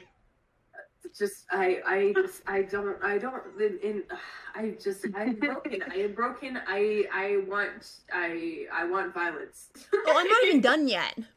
Don't tell me that! Very quickly, a fire was started as the pissed off guests created a massive bonfire with the infrastructure that they had been destroying for the past 24 hours at least. With the candles they So passed to out. confirm, they did give them the candles. Yeah. So the Red Hot Chili Peppers, the Red Hot Chili Peppers were on stage at this point. Like still. What kind of level of stupidity do you have to be to hand candles out to angry people? So when the on-site fire department were called to take care of the fire, they refused because they felt extremely unsafe to go into that volatile crowd. The firefighters were afraid of the crowd. Yes. So they couldn't put out the bonfire. Correct. Honestly, it checks out. At this point, I'm not even surprised. I'm like, yeah, that makes sense. I would be too. Yep. So Honestly, at this point, I'm like, you know what? Good for them for setting boundaries. Somebody said no. okay, so the Red Hot Chili Peppers were then asked, like they came off stage because they had finished, and they were asked to please help quell the crowd. So they decided to go back on stage and sing a tribute to Jimi Hendrix, aka his song called Fire. I mean, that's kind of funny. The It's a lot crowd of fun. took this as a challenge, and more fires immediately started to pop up through the festival ground. So I was gonna say that listen. Isn't that song the like we didn't start the fire? Isn't that the one? No, sweetie, that's not Jimi Hendrix. I mean, that song would be appropriate too. It would be appropriate, but also no. No, I was gonna say that like the event organizers can't create the event like this, stoke the flames like this, no pun intended. Like, they can't, like, set up the situation, intentionally make it worse, and then tell the performer that they are responsible. The performer who isn't even the first performer, who is by far not the only performer, just one of the many, many, many performers, the final performer, after all of this for days has been going on, tell this one performer that it's now their job to clean up the mess. That is paid therapists. That is disgusting behavior. That is not the performer's job. At this point, the event organizers are the ones to blame, and they're the ones who should be cleaning up their own mess. I totally get how that song got taken as a thing though. The chorus of the song Fire by Jimi Hendrix. Hey, let me stand next to your fire. Let me stand next to your fire. Whoa, let me stand, baby. Let me stand next to your fire. Let me stand next to your fire. You're just saying fire. Yeah, baby. You're just saying fire over and over and over again to a bunch of high. Listen here, baby. Stop acting so crazy. And then it repeats the fire thing. Yeah. They're literally like, yo, you're nuts. I mean, and then they were just like, oh yeah, fire, let's make more fire. That's how they took that. That's something that is... But of course, they got bored with the fires. So as one, this massive people rampaged through the entire site, destroying as much as they could, including taking down the massive sound towers, like literally climbing up them, hanging out on top of them as they're kind of like trying to, like, as like a massive body, push them over. Man. When they got to the vendor tents, they took whatever they could get their hands on, including breaking open like the small city of ATMs to make it rain the money that they felt was owed to them. All while the people who were in charge of this event went and locked themselves into their office towers to barricade themselves in for safety. This is a rock and roll festival mutiny. Yeah. This is a mutiny. This is... what? By the next day, the grounds looked like a smoldering war zone. Like, literally, it looked like a war zone. It was organizer and performer versus crowd. That's it. It literally was. Like, that's like, the only thing you're missing is the guns. All other forms of violence are there. Like, pretty much. Oh, but let's hold a candle vigil for gun violence after people fucking raping each other. Like, oh god. Somehow, only 3 people died over the entire 3 days, but many were injured or extremely sick from, like, the chaos that was, like, this event. Yeah, I expected that. How did only 3 people die? I don't know, because I literally, like, while I was watching the documentary and I was watching these people where they're, like, sitting on top of these massive sound towers and, like, the towers are going down, I'm like, how is it that none of you are dead? I'm just thinking of the van that some drunk guy drove into a crowd. How did no one die from that alone? Well, he somehow drove it, like, slow enough, because I was also like, oh my god, like, how many people are going to be dead from that? Right? But, like, he drove it slow enough that nobody actually got injured by the van driving into the crowd. That's insane. That's unbelievable. And, like, what I just, like, everything that I gave to you guys is literally, like, just, like, the surface of how, there's so much more that we could be talking about with this one. But, yeah. Like, every person in attendance is going to have their own anecdotal story about their version of Woodstock 99, Woodstock 94, Woodstock 69. Yeah. Like, they're going to have things that, like, they saw happen that the journalists missed. Yeah. Right? Like... Well, and, like, the journalists, like, they actually had to, like, evacuate. Like, MTV was there. And, like, throughout the entire event... Because MTV was considered, like, to be, like, working for the man, they were feeling more and more unsafe as the event went on. And then when it was time, like, and then by the time, like, this stuff started to happen, they're like, we got to get out of here because we are in danger for our lives. That's their corporation. Like, yeah, because they're on TV, which means that they're controlled by the government.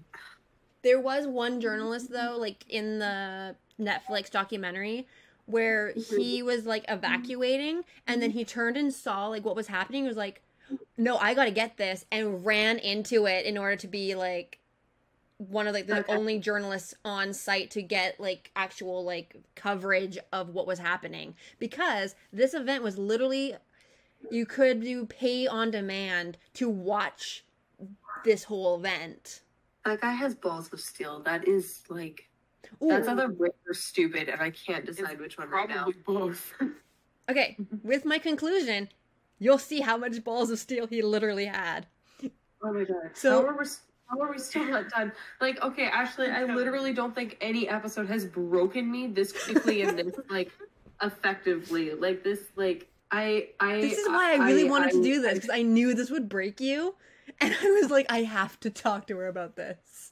I'm so sorry. I don't like because okay, so I don't know if we've met if this like behind the scenes comment has like shown up in a aired podcast episode or not yet. But Ashley and I sometimes when we record, and more lately when we record over video call so we can see each other's faces when we talk. So you guys like don't have the benefit. Listeners at home don't have the benefit of like watching us express ourselves and our shocked faces or reactions and stuff. You just hear it. But Ashley and I usually are able to like see each other's faces. And Ashley, if you had seen me this entire time, I'm literally lying on the floor with my face in my hands trying to wrap my head around all this. This is I'm just sitting here in absolute glee, imagining your faces. Okay, so for my conclusion here, Lang never learned from his mistakes, nor did he take any responsibility for the disaster. In 2019, they plan to do another Woodstock for its 50th anniversary. and it was canceled because everyone said you're an idiot and this is a terrible plan and no one wants this to happen again, right? Kind of. Right? That's Kind what you're of. about to say. So it did have artists such as The Killers, Halsey, Miley Cyrus, Imagine Dragons, Jay-Z, and others who had previously done other Woodstock festivals all lined up. That is okay. Once again, the weirdest mix. Some of those are not rock and roll. Miley Cyrus in 2019 would have been rock and roll. Fair, but like Imagine Dragons is pop. Like Yeah. they started as indie pop. Now they're pop. Like they have some songs that lead a little to more rock, but they're predominantly pop. They're a pop group. Like that's such like So thankfully the festival was canceled as venues and artists kept dropping after the Fire Festival debacle in 2017 and other issues with the finances, like with the Woodstock company started to arise. So let me get this straight. Woodstock 99 wasn't convincing enough, but Fire Festival, which honestly kind of pales in comparison at this point, Yeah. if we're being real, Fire Festival happening recently was the thing that made them stop. Yeah. Are people not, how do they keep getting these people to sign on? I don't understand. These are I don't huge, know. big names. It's not like they need this. Like, I have another question. Is this still happening in that farmer's field? No, they had to change venues depending, like for each of the Woodstocks, they had to change venues. Every time. Yeah, but then like every venue kept canceling on the Woodstock Festival. But like apparently for most of the people, because what we all remember is mainly Woodstock 69, and that has such like a like this rose-colored glasses memory of it. So many people are like, oh, we want to be part of Woodstock because this is what we remember is 69. They don't remember like 94 and 99 the same way. Honestly, like Woodstock 69 was already chaotic enough that I wouldn't want to do it twice without like some like much better planning, much better organizing, full on security team. Firing Michael Lang. Well, he's the only one who was doing it. Like he's like the only one. I think he and I think a couple of the other guys did 94, and then it was only Michael Lang of like the original ones to do 99. And then only Michael Lang for the 2019 attempt. So everybody else learned their lesson. Yeah. But Michael Lang just was too stubborn to let go. Yeah. Genuinely willing to bet that like Woodstock 69 was the pinnacle of his career, and he literally didn't know how to do it. He peaked in 69. So Michael Lang did pass away in January of 2022, so hopefully we will not get another attempt at a Woodstock. There's gonna be some random ass person that's gonna be like, you know what we need? We'll check back in a 2024. Woodstock tribute. That sounds like something we need Woodstock 2024. I hope not. It'd be like the 65th anniversary of Woodstock. I'm like, how many, like, in like our recent memory, how many festivals have had major issues? All of them. No. So many. No, not all of them, because Burning Man, like, we haven't seen like this kind of issues, and we haven't seen this kind of issues with the other And one. honestly, like, that kind of just exemplifies the point. This can be done well. This can be done safely. Everyone can go to an event like this and have a good time. But if you're going to be this Grandiose. I don't know how to say it nicely. Like, if you're going to be this much of an idiot when you're planning it, like, Yeah. I really don't know what you expect. Like, it's not going to be safe. No one's going to have a good time. Everyone's going to be angry or hurt or traumatized or literally dead.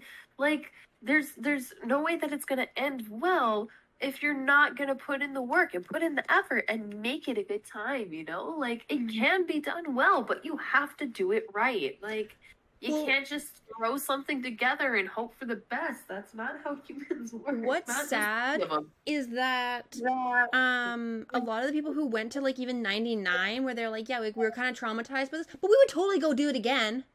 What the fuck is And I'm wrong like, with what is people? wrong with I'm you? done. Like, I give no. up. Seriously? Why? But like, why? though? My brain just cannot compute. I like okay, listen.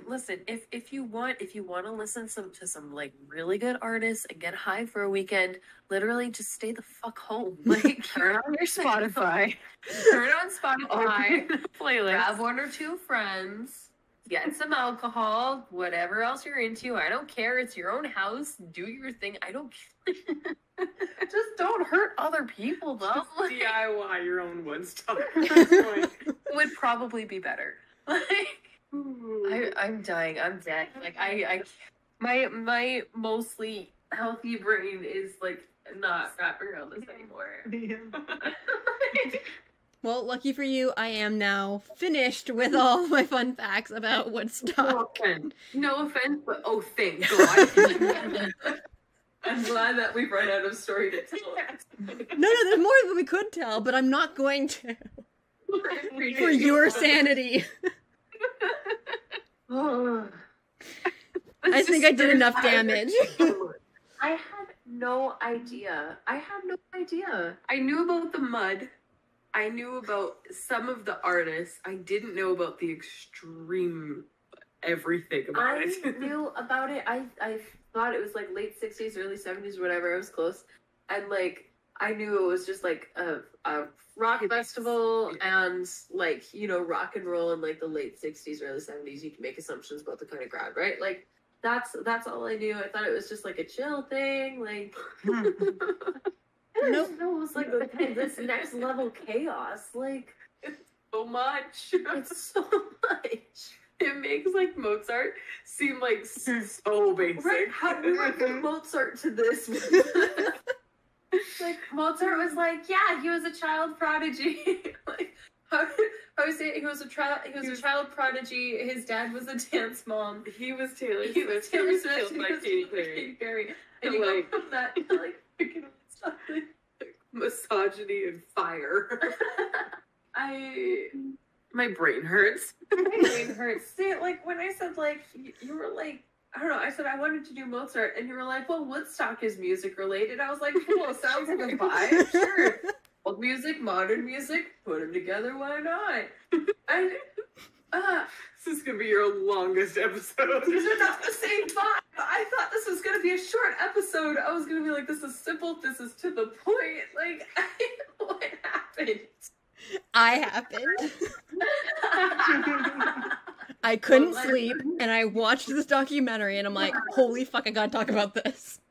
And Ashley said bet. I'm glad you got the longer half of this episode. Oh man. Word.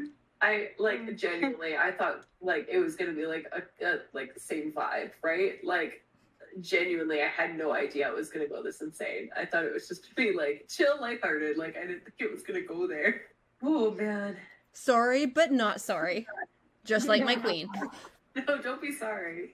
That was a ride. That was like I feel like I'm sweating. I felt exhausted like I was there. Like I want to sleep for them. do you think they ever caught up on the sleep? That's the big thing right now.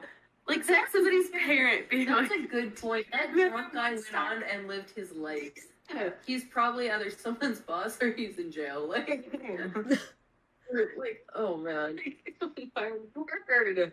Like those people went on to procreate. but when you say it like that, Stresses me out. how do you think they tell that story to their kids? Timmy, when I was 17, you I know, went to this concert called Woodstock. when your mom and I were just dating, we waded through shit together. Cemented the relationship. Literally, though, honey. Literally. Oh, I'm sorry. You said that your concert was rough because it was too loud? Oh, Sweetie. Let me tell you about 99. My word. You got rained out of your camping trip? Oh, sweetheart. What, you mean you made it to 20 without committing arson? Wow. Oh, so you haven't ripped apart a soundstage? So boring. I could never. Listen, sweetie, I want what's best for you and I want you to live your life. That's all I'm saying. I feel like I'm gonna say. Oh, man. Well, speaking of insanity, next week we're talking about Nellie Bly Yeah, seriously. going to a madhouse. Yeah, I mean, I don't really know how else to describe it, so yeah. Just kidding. Yeah. Well, yeah, no, and we're literally, yeah, no, you're right. Next week we're talking about Nellie Bly, who literally, like, went to an asylum to do her reporting and stuff, so that's going to be some wild stuff as well. It's going to be a very different kind of wild than Woodstock, I imagine, but we're going to see. And then we're also talking about called Synanon, which started as a teen rehabilitation camp. So super light subject. I feel like this was somehow a little bit of a break. Like it was hear me out. Like it was a lot and it was overwhelming and it's so much information and it's all chaos, like pure utter chaos. But like it doesn't get as personal when you're talking about a crowd of a few million people. Maybe that's just me. Sue's making faces like it's just a trauma response.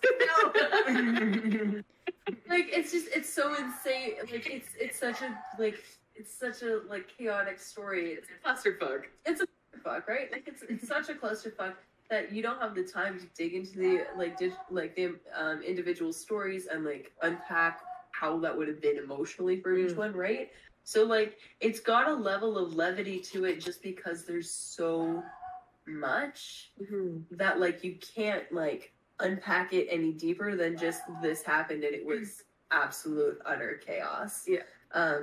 Whereas with like Nellie Bly, she's investigating like individual cases, or with a group of teens where it's all just abuse, that's where it feels heavier because there's no lightening of this was like a dumb decision that resulted in this crazy happenstance. Someone trying to get people to stop committing arson by singing a song called Fire, for example. Like, it's like stuff like that kind of, it's like, it lightens the mood because it's so bizarre. Yeah. So it's definitely going to be a different tone. Like, the events themselves, don't get me wrong, people died, people were raped. It's horrific, but it's just like, it somehow feels different. Like, Yeah, no, definitely. I can see what you're going with this. Yeah. thank you. Yeah, like just the absurdity of it makes it feel otherworldly, so it makes it easier to distance ourselves from it. Exactly. It's easier to dissociate from it. Whereas with Nellie Bly, you're talking about like one individual person who's like literally reporting on the things that she's seeing and like the things that she's personally experiencing. Like you can't escape the more personal aspect of it, right? Yeah. Whereas instead of reporting it as this is an event that happened, it's like here's someone's entire life story. Like, and it's like you have to like get more personal with it. You have to be vulnerable like that. Yeah, so like I said, like in a weird sort of way, this is kind of somehow like genuinely I thought Woodstock was gonna be light. I didn't think it was gonna go there.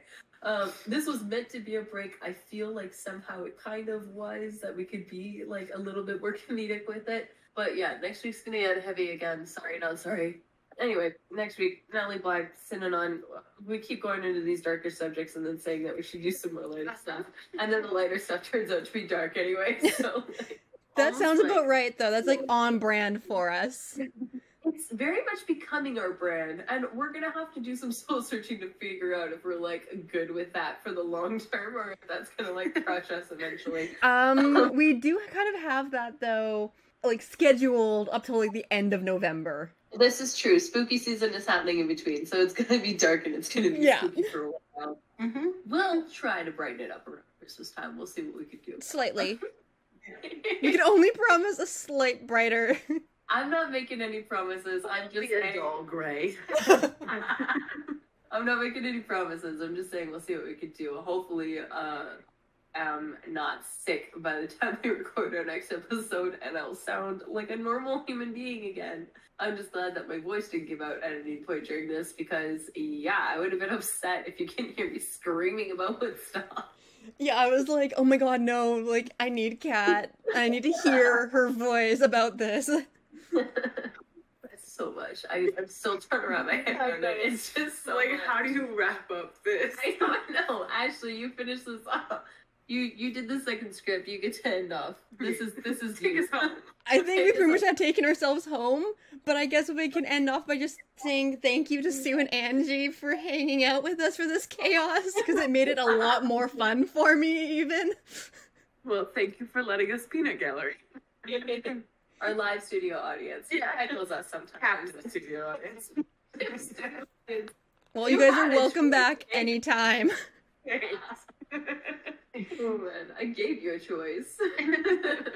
And then I guess, yeah, on that note, we'll say thank you for listening, and we'll see you on the weird and chaotic side of history next week.